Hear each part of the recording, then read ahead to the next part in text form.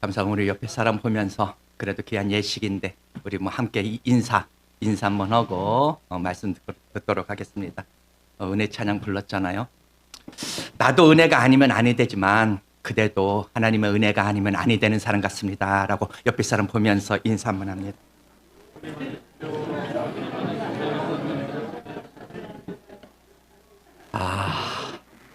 너무나 고맙고 감사합니다.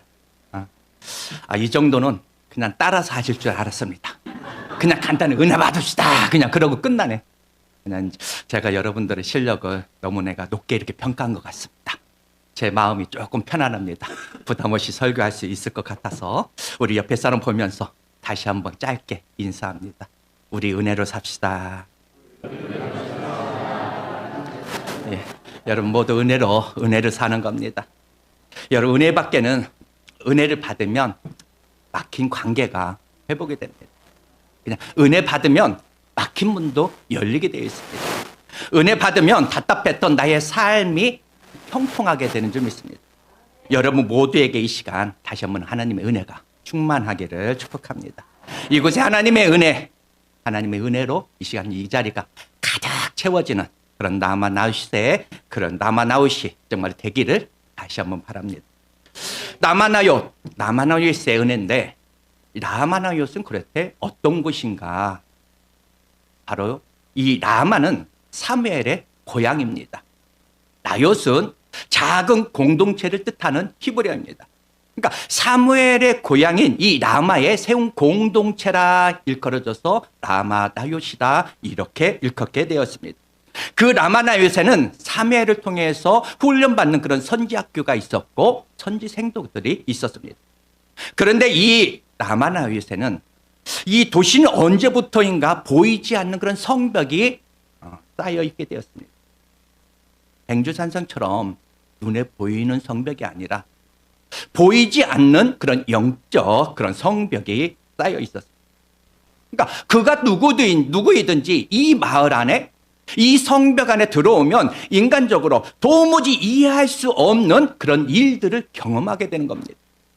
이 라마나웃의 배경을 잠시 말씀을 드리겠습니다. 하나님의 섭리 가운데 다윗이 이스라엘의 왕으로 기름을 부음을 받았습니다. 하나님께서 사울을 버리시기로 작성하신 가운데 이 다윗을 예루살렘 왕으로 섭리하시는 겁니다. 다윗은 결국 골리앗을 이겼고 여러 차례 전쟁 가운데 민족을 구하면서 사람들은 다윗을 알아가고 입으로 노래하니 사울은 천천히요 다윗은 만만이라 이렇게 노래합니다. 여기에 질투심에 사로잡힌 이 사울은 백성들로부터 왕인 자기보다 더 칭송을 받는 이 다윗을 시기하여 죽이기로 계획을 세웁니다. 때로는 창을 던지고 군대를 몰고 다니면서 이 다윗을 죽이려고 하는데 온 힘을 쏟게 됩니다. 그래서 다윗은 도망자의 그런 인생을 살아야지만 했습니다.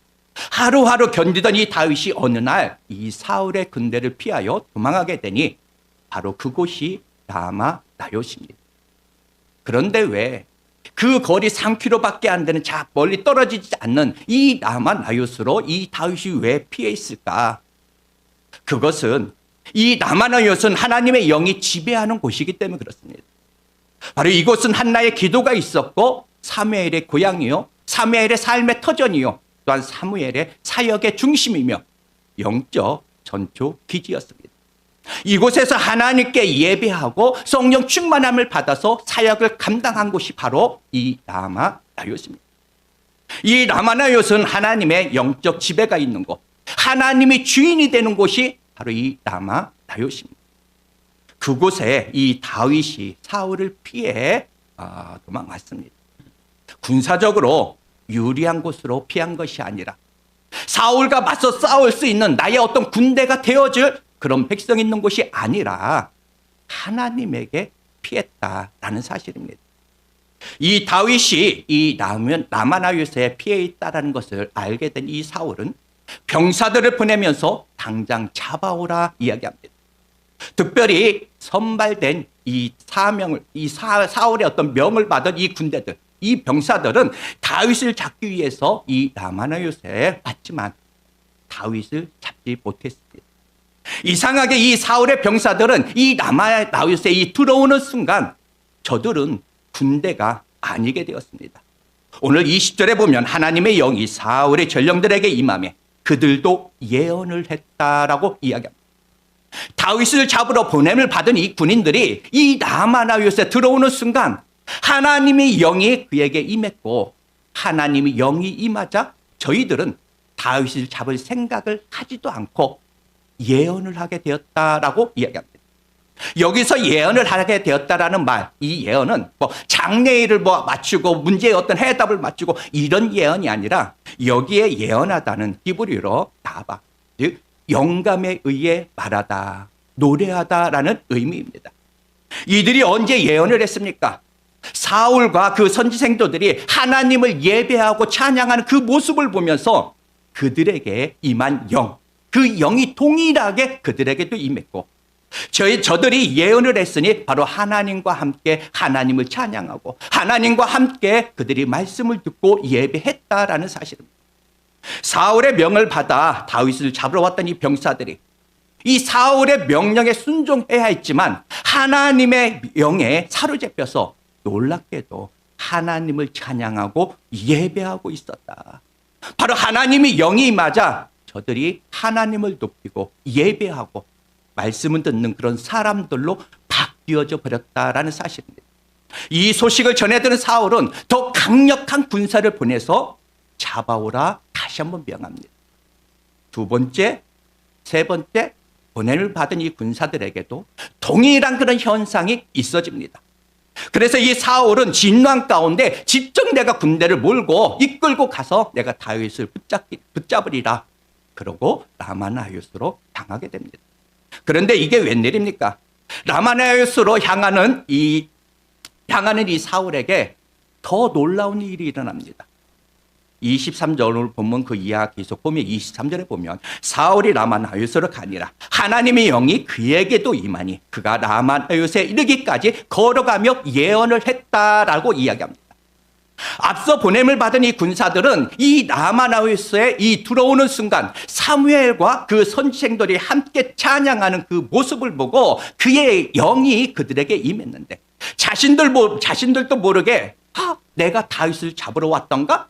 그런 사람인 줄도 모르고 마치 나는 예배하러 온 사람처럼 그렇게 함께 하나님을 찬양하고 예배했습니다. 자신의 어떤 의지가 아니었습니다. 그런데 오늘 이 사울의 경우는 그 예배 현장에 도착하기 전에 군대를 이끌고 라마나요스라는 그 향하여 방향을 잡고 가는데 그 길에서 하나님의 영이 아닌 하나님을 찬양하며 걸어가고 있다라는 이야기입니다. 이 사울의 의지 전혀 상관없습니다.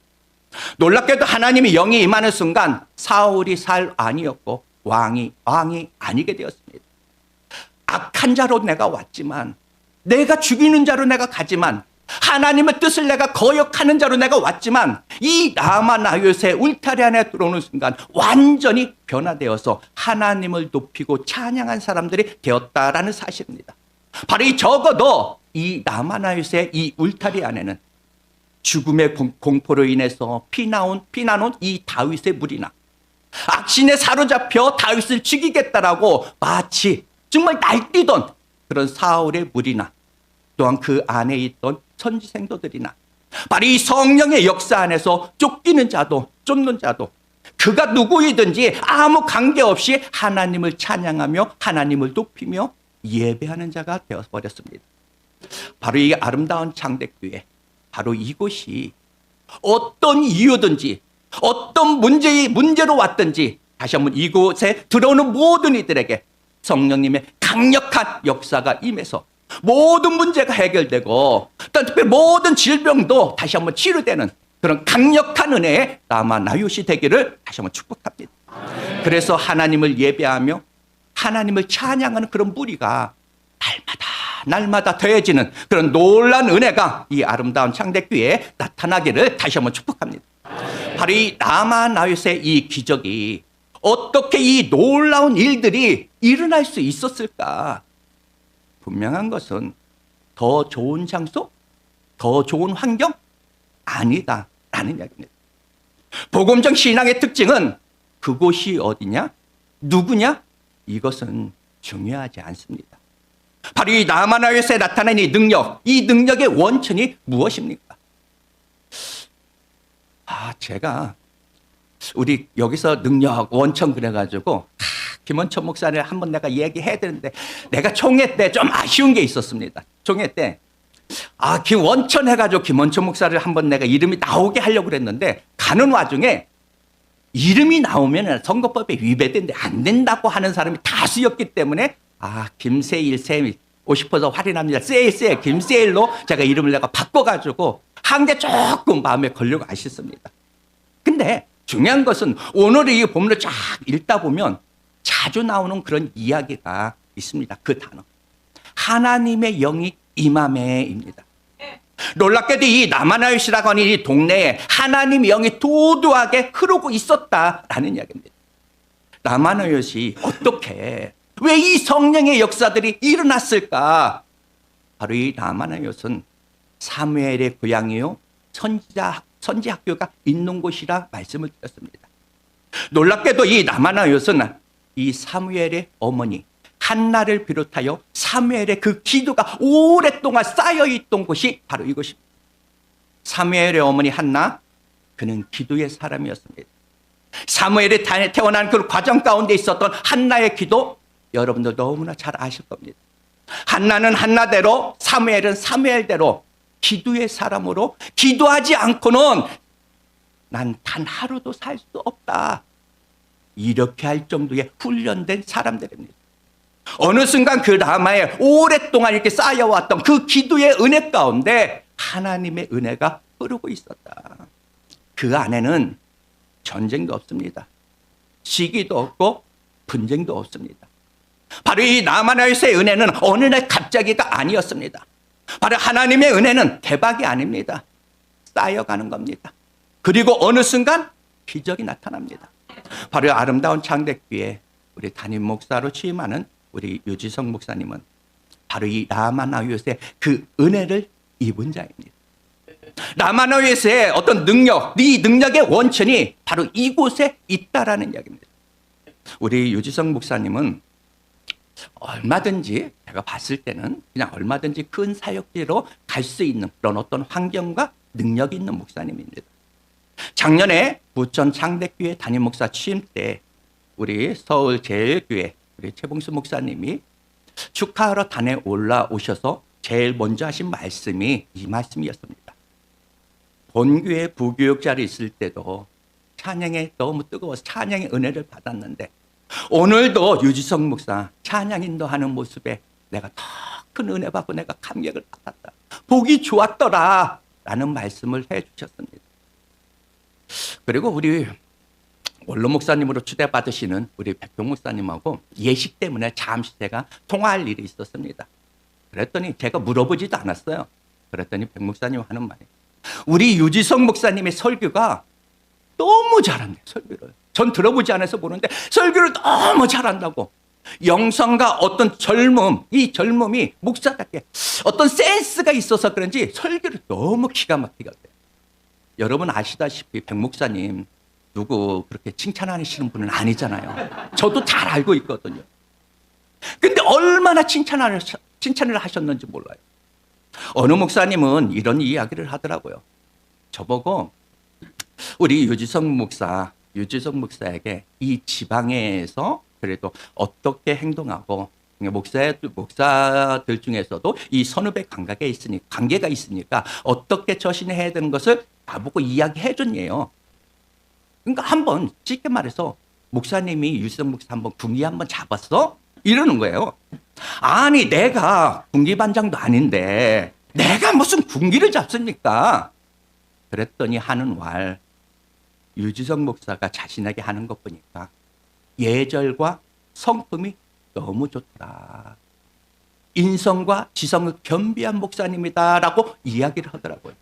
저는 지원해서 얘기 못합니다. 들은 얘기를 하는 겁니다. 경인지방에 온 지 1년 만에 영성과 인성과 지성을 인정받은 그런 훌륭한 목사님이다라는 이야기입니다. 그럼에도 환경적으로 큰 사역지 마다하고 바로 어머님이 개척하셨던 그 장대교회에 후임으로 오셨습니다. 바로 그 어머님이신 최영숙 목사님의 기도가 쌓여 있던 곳, 아버지 유재호 장로님의 어떤 기도가 쌓여 있던 그곳으로 이제는 얼마나 더 큰 은혜의 어떤 목마름이 있는지 오늘 원로 목사님으로 추대받는 우리 백병구 목사님의 그 기도가 쌓여 있는 이곳까지 와서, 그러니 바로 이곳이 이 남한아유에서 어떤 능력이 어찌 나타나지 않을 수 있겠느냐라는 이야기입니다. 바로 이곳에서 찬양하고 예배할 때 정말로 잡으러 온 사람도, 도망하던 사람도, 힘들고 지친 그런 사람도, 상처받은 사람도, 고통과 어떤 아픔 속에 이곳에 들어왔다 할지라도, 그 어떤 삶의 질고를 지고 왔다 할지라도 예배하는 이 현장 앞에서 성령님의 강력한 그런 임재를 경험하면서 막혔던 모든 분들이 다시 한번 열려지는 귀한 축복이 있어지길 바랍니다. 그래서 모두가 하나 되어 예배하는 놀라운 일들이 다시 한번 나타나기를 축복합니다. 자, 여기서 말씀을 마쳐야지만 100전짜리인데, 근데 오늘은 그냥 많이 망설였습니다. 많이 망설였는데 그냥 제 이야기 그냥 잠시 하고 제가 그냥 마치려고 굳게 마음을 만져서 그냥 먹었습니다. 어찌 보면 그냥 지난 이야기니까 오늘도 제가 이렇게 웃으면서 할 수가 있습니다. 어찌 보면 이 원로 목사님으로 추대받으신 백봉규 목사님은 저 개인적으로 남한아육과 같은 분이십니다. 다윗처럼 힘들고 어려웠던 그 시기, 그 저희 교회를 다시 한번 시작할 수 있게 해주신 분입니다. 교회를 개척하고 힘들고 고통스러웠을 때 아마 백 목사님이 아니었으면 저는 이 자리에 없었을 것입니다. 여기 오늘 그래서 감격이다 보니까 저희 우리 누님 목사님도 같이 오셨는데, 우리 교회는 경인 지방에 아마 없을 수도 있었을 것입니다. 어떤 그 당시에 그냥 조금 오해라든지 어떤 관계 속에서의 그 아픔 중에 저는 성결교회를 탈퇴하고자 장로교 신학을 하고 교단을 옮기려는 중이었습니다. 그 중에 성결교단에 그리고 우리 경인지방에 있게 해주신 분이 백봉규 목사님입니다. 그때는 우리와 저희들의 모습이 이 다윗의 모습과도 같았습니다. 저 외에도 다윗과 같은 그런 환경에 계신 분들, 백 목사님의 도움을 받은 분들 많이 있는 것으로 알고 있습니다. 성격이 그냥 베드로와 그냥 비슷하셔서 앞뒤 그냥 안 가리고 누구보다 그냥 바다에 먼저 뛰어들 정도, 그냥 앞만 보시는 그런 분이시지만 우리 모두를 품어주셨던 분입니다. 마음 너무나 따뜻하신 분입니다. 그리고 좋은 방향으로, 좋은 게 좋은 거다, 좋은 방향으로 되게 하시는 분입니다. 이 자리를 빌려 다시 한번 감사의 말씀을 전하려 합니다. 이제까지 처음 해보는 말입니다. 저를 비롯해서 우리 경인지방에 우리 많은 목사님들을, 그리고 우리 경인지방회를 이제까지 진짜 잘 이끌어 주셔서 다시 한번 진심으로 감사를 드립니다. 박수 치려면 확실하게 박수 쳐주세요. 너무 감사합니다. 너무 감사합니다. 사모님이 언젠가 그러시더라고요. 목사님이 회장일 때 은퇴식을 해서 너무 다행이다. 오히려 목사님의 은퇴식에 제가 할 수 있어서 저 개인적으로 영광입니다. 앞으로도 많은 후배들이 사역을 하다가 힘들고 지칠 때 찾아가서 힘을 얻을 수 있고 쉼을 얻을 수 있는 그런 남한아육과 같은, 또는 이 사무엘처럼 저희들을 잘 안아주시기를 다시 한번 부탁 말씀드립니다. 목사님 수고 많으셨습니다. 이제부터 라마라요스의 시작입니다. 진짜 말씀 마치겠습니다. 라마나요스는 가장 안전한 피난처입니다. 바로 이 라마나요스는 이 치유와 회복이 있는 것입니다. 라마나요스는 성령님이 강력하게 역사하신 그런 현장입니다. 우리 모두가 이 성령 충만함을 받아 힘써 주의 몸된 교회를 세워갈 수 있기를 다시 한번 축복합니다. 라마나요스의 은혜, 이 능력, 주여 이 아름다운 창대교회 위에, 그리고 경희지방 모든 지교회 위에, 그리고 이 자리에 참석한 우리 모든 성도들의 가정 위에 다시 한번 이 은혜를 주옵소서. 다시 한번 이 은혜를 사모하며 목마름으로 하나님을 향하는 모두가 되시기를 축복합니다. 아멘.